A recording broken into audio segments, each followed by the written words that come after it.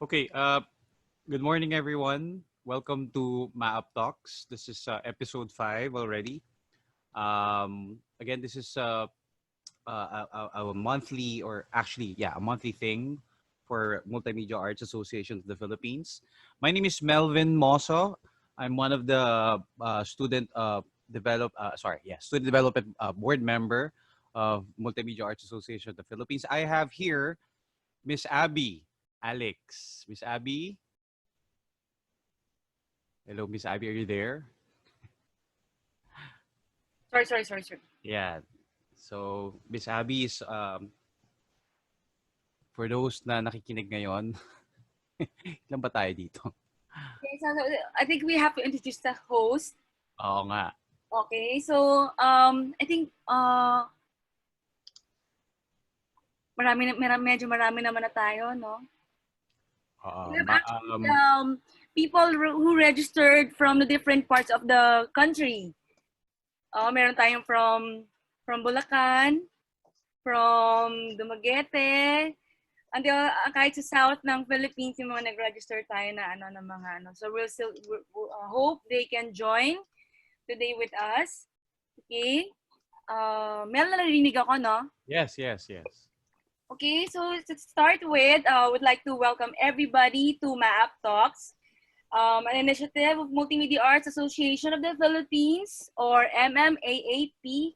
Okay, MMAAP actually is the first professional organization for multimedia arts in the Philippines. They bring together freelancers, professionals on all multimedia platforms, agencies, and schools. So MMAAP hopes to establish itself as the cornerstone of Filipino multimedia arts, enriching its members with a strong national and international network. The professional support and opportunities for capacity building through seminars like this one, workshops, and national conventions. Yeah. Our speaker for this talk is none other than Mr. Zac Alviz. Zac is a filmmaker, photographer, creative director, entrepreneur, and creative events speaker with over 8 years experience.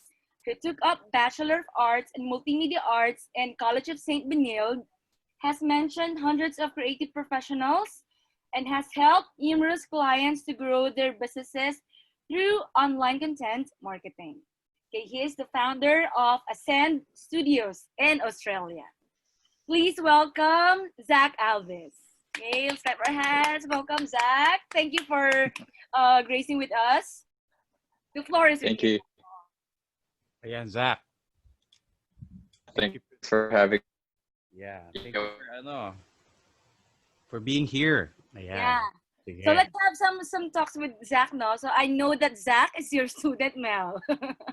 Yeah, my former student from Benilde. Yeah. So matanda ka na, Zac. Matanda ka na, Mel. Kasi your student is now a professional. Kaya nga.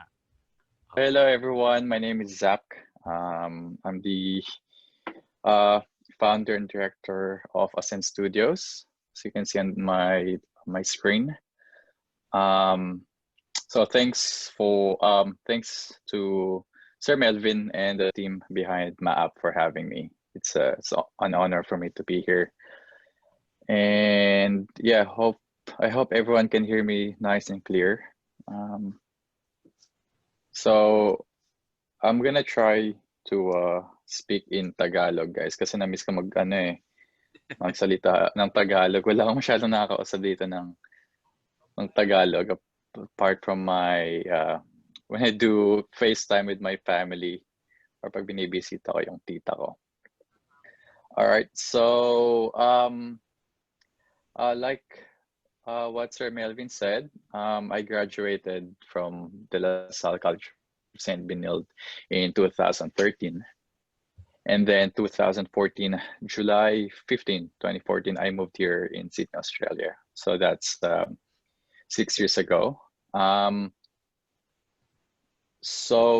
Nag-decide ako na pumunta dito kasi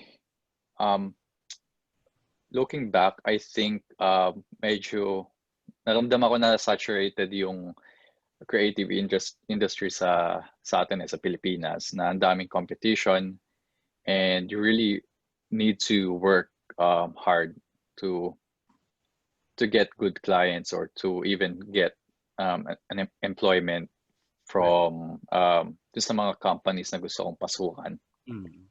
So when I was in college, I had the opportunity to do an internship with Low Philippines. I think I'm not sure kung binago nila yung pangalan nila. I think Low pa din yata. So that was Lintas before. Lintas Manila. So that's where my dad worked as an art director. Tapos naging Low siya. So yung one of the biggest clients they have is Ginebra, San Miguel. So there I had the opportunity to do a lot of creative graphic design, video while I was interning. And then pagtapos nun, while I was still in college, yung friends ko, we started a production studio. It's called Splugudug Productions. Sorry. So kasama ko doon si Ran Hoplo, si Luis, si Dave Vega, and Neil. Yan, si Neil. Tapos, shout out to Sir Rene Durian. Papanood niya to. So si Sir Rene Durian, which is our professor as well in CSB, nag-offer siya sa amin ng music video project from the same people behind the Sony Music. Oh, nice. Sa Philippines, but they're trying to create a new brand. So parang doon nag-start yung yung journey ko into managing our own production studio or creative studio. And that was really overwhelming and surprising for me nung nasa college ako kasi we were working with the people behind Sony. And for us, it's a great achievement already. Na hindi pa kami mag-graduate. We already have that opportunity to work with those people. So, yun. So everything was doing well with Splugudug Productions. And I was their director of photography and photographer. So for some of you guys that are listening, yung trabaho ng DOP is mostly dun sa lighting.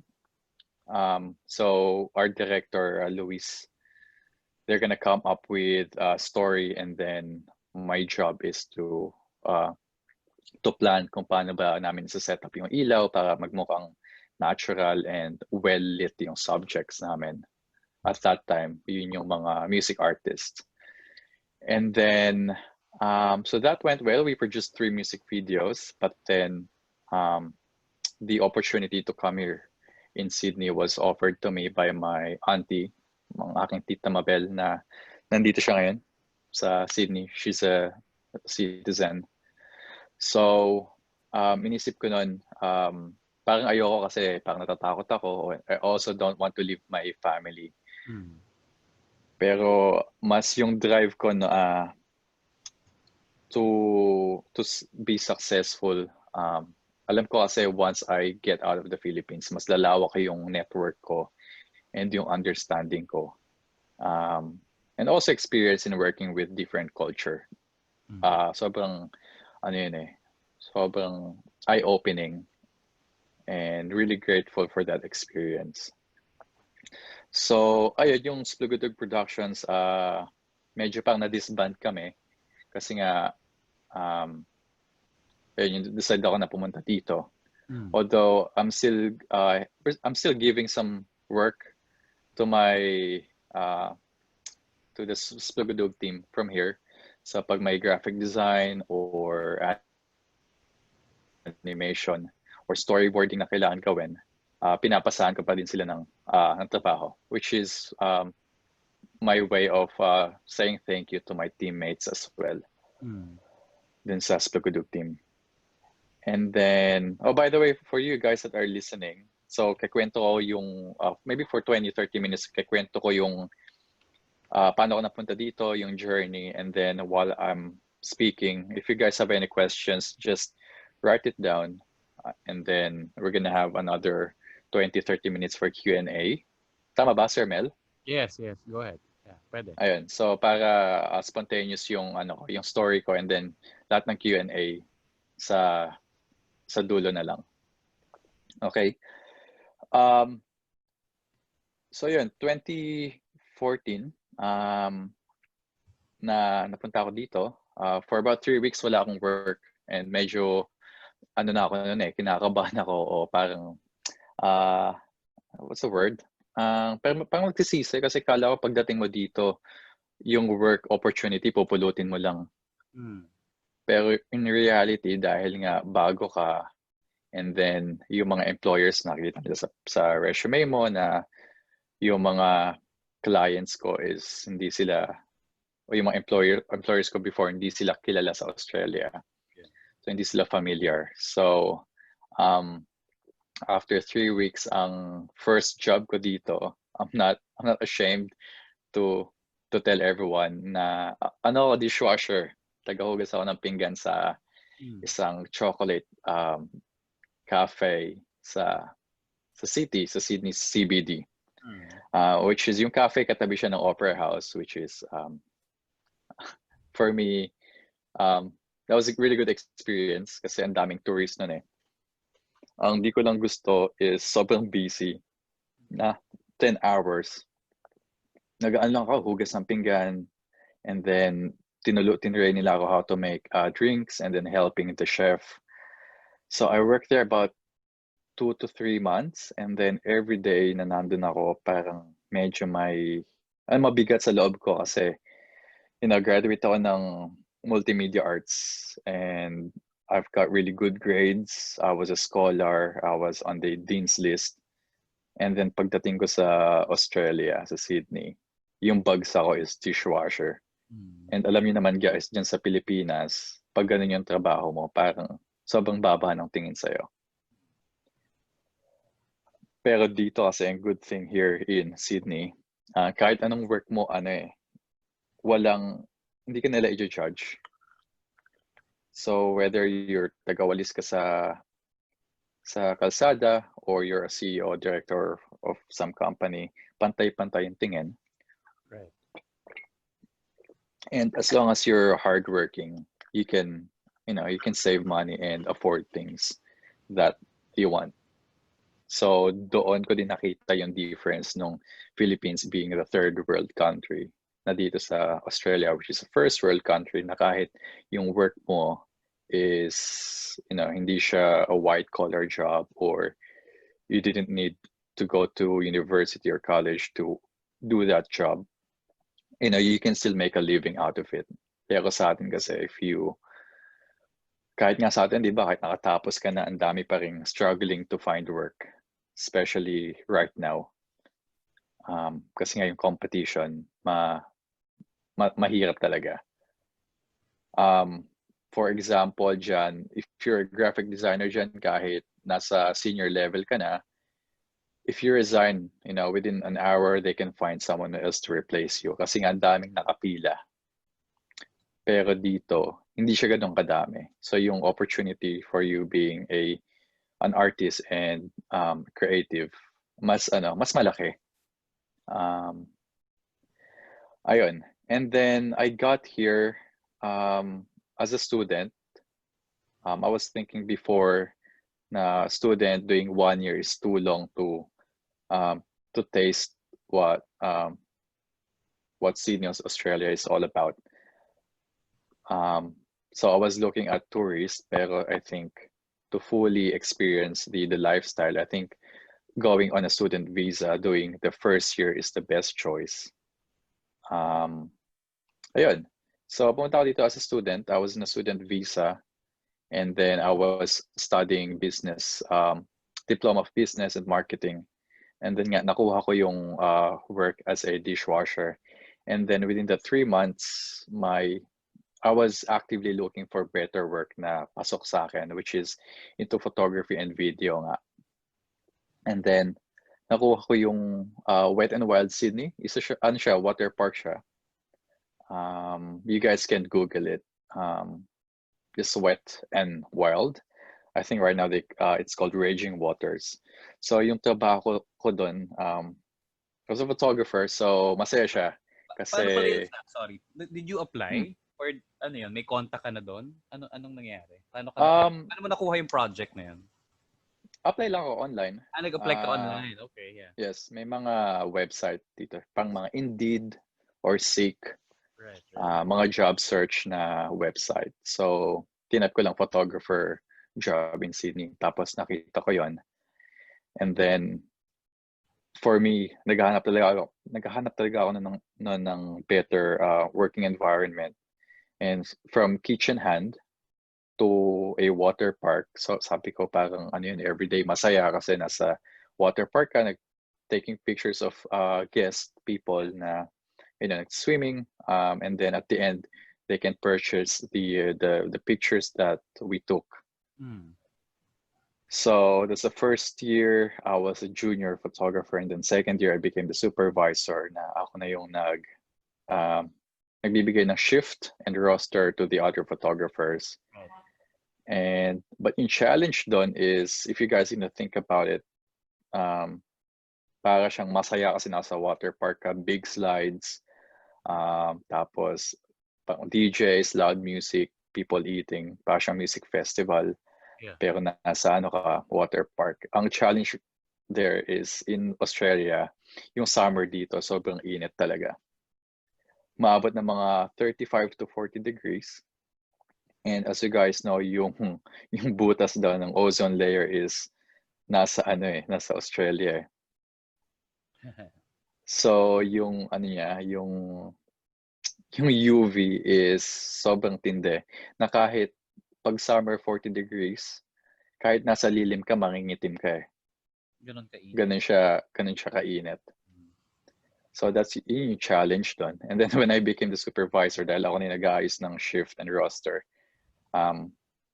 then I made sure na I will look after myself, na I only go out 2 hours to take photos and then 2 hours dun sa shop where we sell the pictures.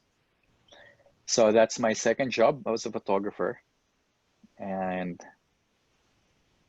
then I also tried to be, I applied for a lifeguard role, aquatic attendant, same water park. I got the job, but bumalik ako dun sa pagiging photographer kasi as a lifeguard, nakatayo ka lang sa isang spot for 5-8 hours. Yeah. Okay, parang police yung mga batang tumatakbo, parang sabihan mo lang sila. So from happy work photographer ka kasi everyone's smiling, becoming a lifeguard. Because yung lifeguard job, it's offering more money or more salary. So for me at that time, gusto ko i-maximize yung time ko and yung naiipon ko. But then I realized na I don't want to be in that position of being a lifeguard, being a parang police na nasabihan mo yung na bawal ganito. So parang negative yung vibe mo nun eh. So I went back as a photographer. And then during that time, I'm also taking freelance work. So I started my Facebook page. Yung wedding nung pinsan ko, sabi ko, can I take photos for free? Para lang meron akong portfolio na Australian wedding. Sabi nila, yeah, sure. Why not, diba? Free photos. Tapos bibigay ko naman sa kanila lahat ng edited pictures. And then after that, once I have that one client, I launched my Facebook page. Also started working on my new website here in Sydney because yung website ko noon for Filipino clients. Nasa Manila pa ako. Pero sabi ko, this is not gonna work here in Sydney kasi hindi nila kilala yung clients. And what's important for the clients here in Sydney is makita nila yung familiar places or familiar clients so they can trust you. Okay. So, while I'm doing my day job, I'm slowly working on my freelance work kasi for me, gusto ko talaga yung freedom ng freelance na wala kang boss, ikaw yung sariling boss, and then you have the opportunity to grow talaga kasi ano nga eh, pag freelance ka, lahat kaya mong gawin, lahat kaya mong kausapin. And for me, that's what I strive to be na, you know, as a business owner or studio owner, na yung freedom to do whatever you want to grow the business or help someone else or start another business. For me, that's really important. So yun, once I got that portfolio ng wedding, I got different bookings na. That's where I started wedding, and then mga 21st birthday. Sa Pilipinas, big deal yung 18th birthday eh. Pero dito sa SEED sa Australia, 21st. Babae, lalaki. 21st yung parang yung big birthday for them. Parang debut nila. Ganun. So, yun, my engagement party. And then it's a good experience, good work. Alam ko madami sa atin mga photographers sa Pilipinas na focus talaga sa events, sa mga wedding, corporate events. But then at that time, I'm also thinking, kasi MMA ako eh, and you know, multimedia, which means multiple media or multiple things you can do. So sabi ko sa I don't want to get stuck in just doing events, and I want to do something else. So friends, you know, I got a friend na tinanong niya sa akin kung I can do branding, logo design, website, and sabi ko yes I can kasi may background ako ng MMA eh.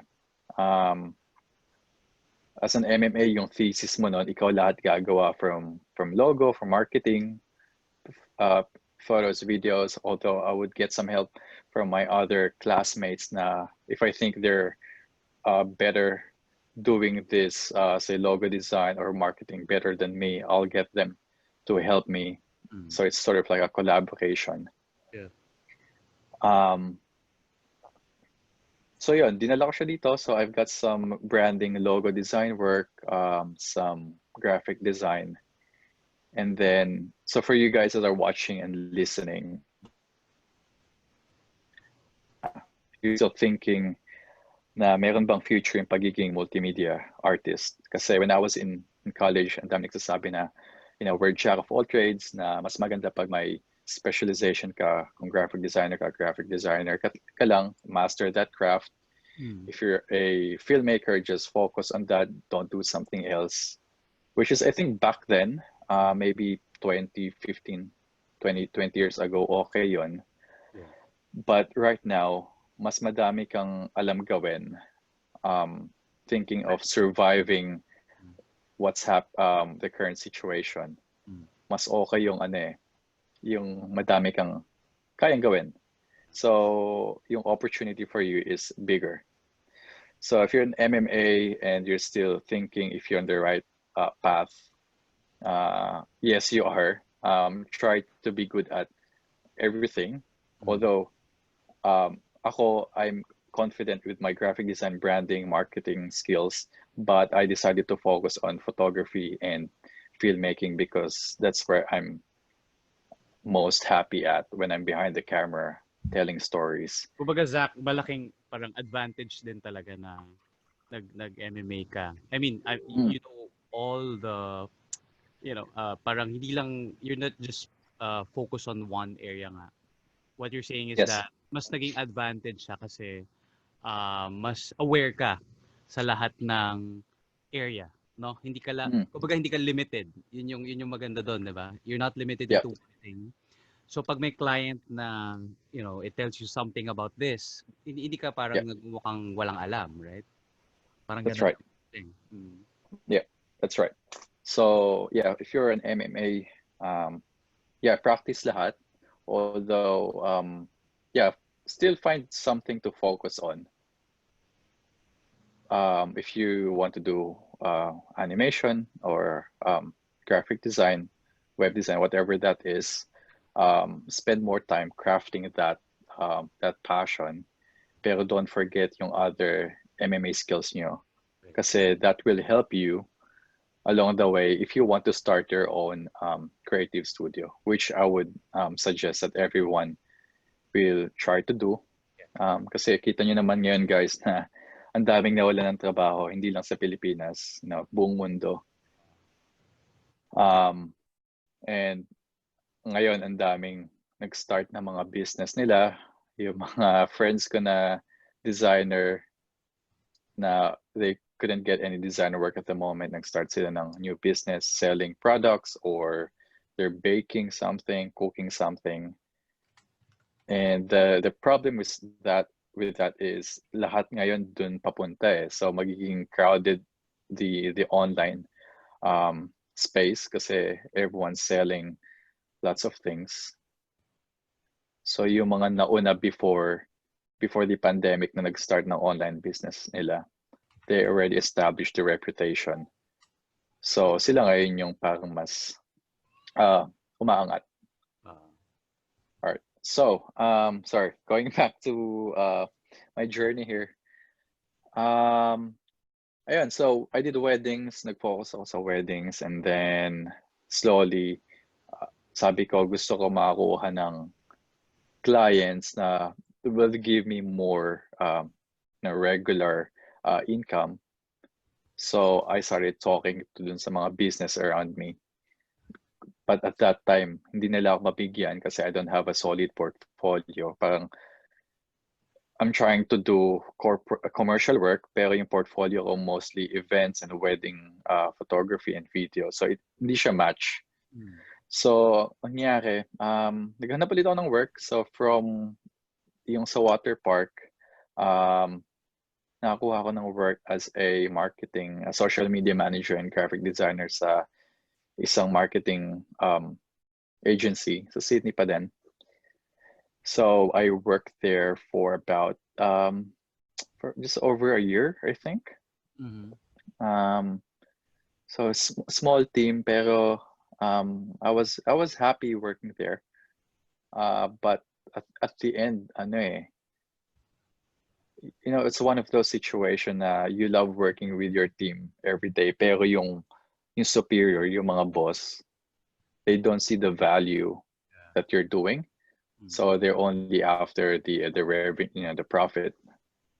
So one day output mo lang importante. Yes. Parang gano'n.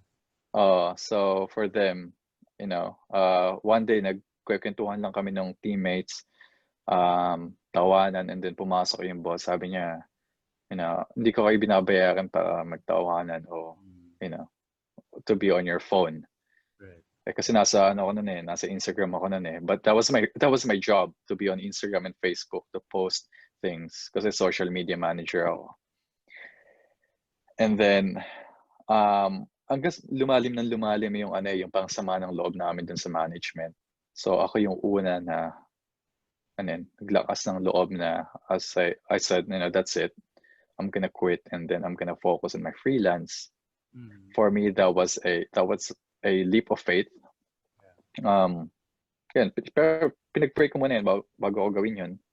Hindi siya like a one-night decision. Kasi as a student here in Australia, you can only work 20 hours per week. So hindi ka pwede mag-work full-time. For you guys are planning to come here on a student visa status, keep in mind na you can only work for 20 hours a week during your school's season. Pero pag school holidays o yung bakasyon, pwede ka mag-work full-time. So yeah, I have bills to pay, rent, phone bills, yung transportation mo, yung food, and 20 hours a day. 20 hours a week.